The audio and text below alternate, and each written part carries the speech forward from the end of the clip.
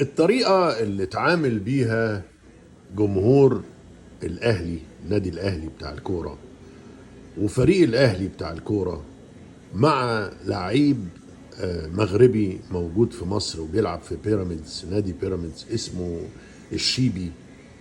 الطريقة اللي هي يعني أقل ما توصف إن هي عدم احترام للضيوف وعدم احترام للرياضة وعدم احترام للجماهير والأخلاق وتاريخ الجماهير.